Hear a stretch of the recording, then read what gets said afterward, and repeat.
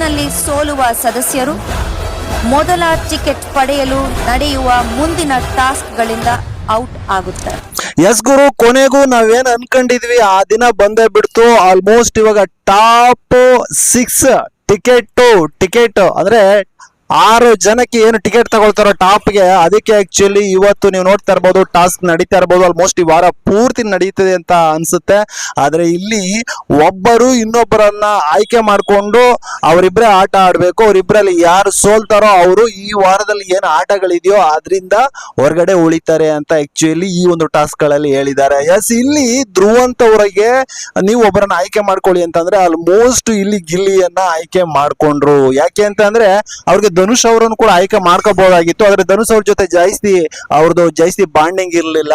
Almost gents ಮಾಡ್ಬೇಕು ಅಂತ ಇವ್ರದೊಂದು ಇದಿರುತ್ತೆ. ಯಾಕಂದ್ರೆ ಲೇಡೀಸ್ ಜೊತೆ ಮಾಡಿದ್ರೆ ಆ ಒಂದು ಫೈಟ್ ಚೆನ್ನಾಗಿರಲ್ಲ ಅನ್ನೋದು ಧ್ರುವಂತದ್ದು ಇರ್ತದೆ.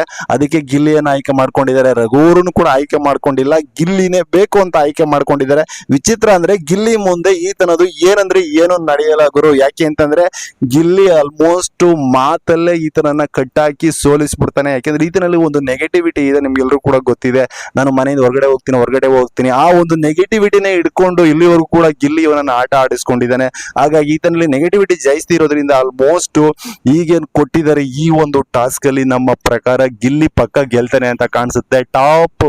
ಟಿಕೆಟ್ ಟಾಪ್ 6 ಇದೆಯೋ ಅಲ್ಲಿಗೆ ನಮ್ಮ ಗಿಲ್ಲಿ ಆಯ್ಕೆ ಆಗ್ತಾನೆ ಅನ್ನೋದು ನನ್ನ ಒಂದು ದೊಡ್ಡ ಅಭಿಪ್ರಾಯ.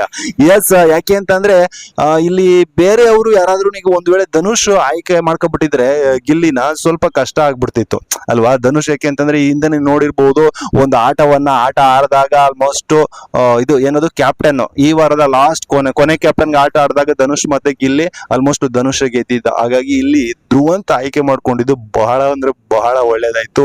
ಆಲ್ಮೋಸ್ಟ್ ಗಿಲ್ಲಿ ಗೆಲ್ಲೋಕೆ ಇಲ್ಲಿ ಆಲ್ಮೋಸ್ಟ್ ಒಳ್ಳೇದಾಗುತ್ತೆ. ಆಮೇಲೆ ಇನ್ನೊಂದು ನೀವು ರಾತ್ರಿ ನೋಡಿರ್ಬಹುದು, ರಾತ್ರಿ ನಾವೇನ್ ಅನ್ಕೊಬಿಟ್ವಿ ಅಂದ್ರೆ ಆಲ್ಮೋಸ್ಟ್ ಇವನಿಗೆ ಒಂದೇ ಓಟ್ ಬಿದ್ದಿದ್ದು ಅಂದ್ರೆ ಈ ವಾರ ನಾಮಿನೇಷನ್ ಇಂದ ಪಾರಾಗೋಕೆ. ನಾವ್ ಅನ್ಕೊಂಡ್ವಿ ಗಿಲ್ಲಿಗೆ ಒಂದು ಓಟ್ ಬಿದ್ದಿದೆ, ಬಾಕಿ ಅವ್ರಿಗೆ 2, 3, 4 ಹಂಗೆಲ್ಲ ಬಿದ್ದಿದೆ. ಆಲ್ಮೋಸ್ಟ್ ಗಿಲ್ಲಿ ಈ ವಾರ ಸೇಫ್ ಆಗ್ಬಿಡ್ತಾನೆ, ವೋಟಿಂಗ್ ಬರಲ್ಲ ಗಿಲ್ಲಿ ಅಂತ ಅನ್ಕೊಂಡ್ವಿ. ವಿಚಿತ್ರ ಅಂದ್ರೆ ಬಿಗ್ ಬಾಸ್ ಧನುಷ್ ಅವರನ್ನ ಬಿಟ್ಟು ಇನ್ ಬಾಕಿ ಅವ್ರಿಗೆ ಎಲ್ಲರೂ ಕೂಡ ನಾಮಿನೇಟ್ ಆಗಿದ್ದೀರಿ ಅಂತ ಹೇಳ್ಬಿಟ್ಟು. ಆಕ್ಚುಲಿ ಗಿಲ್ಲಿ ಅಲ್ಲಿ 2-3 ಸಾರಿ ಹೇಳ್ದೆ ಬಿಗ್ ಬಾಸ್ ನಂದು ಒಂದೇ ವೋಟಿಂಗ್ ಆಗಿರೋದು, ಅದು ಅಶ್ವಿನಿ ಗೌಡ ಅವರು ಕೊನೆಯಲ್ಲಿ ಕೊಟ್ಟಿರ್ತಕ್ಕಂಥದ್ದು. ದಯವಿಟ್ಟು ನೋಡಿ ಬಿಗ್ ಬಾಸ್, ನಾನು ಓಟಿಂದ ನಾಮಿನೇಷನ್ ಇಂದ ಸೇಫ್ ಆಗಿದ್ದೀನಿ ನೋಡಿ ಅಂತ ಇದ್ದ. ಬಟ್ ಬಿಗ್ ಬಾಸ್ ಇಲ್ಲ, ಎಲ್ಲರೂ ನಾಮಿನೇಟ್ ಆಗಿದ್ದೀರಿ ಧನುಷ್ ಅವರನ್ನ ಬಿಟ್ಟು ಅಂತ ಹೇಳೇ ಬಿಟ್ರು ಗುರು. ಎಸ್, ಗಿಲ್ಲಿಗೆ ಅಂದ್ರೆ ಜನ ಓಟ್ ಹಾಕಿ ಅವನನ್ನೇ ಫಸ್ಟ್ ಗೆಲ್ಲಿಸ್ಬಿಡ್ತಾರೆ. ಗಿಲ್ಲಿ ಅಂತ ತಲೆನೇ ಕೆಡಿಸ್ಕೋವಷ್ಟಿಲ್ಲ.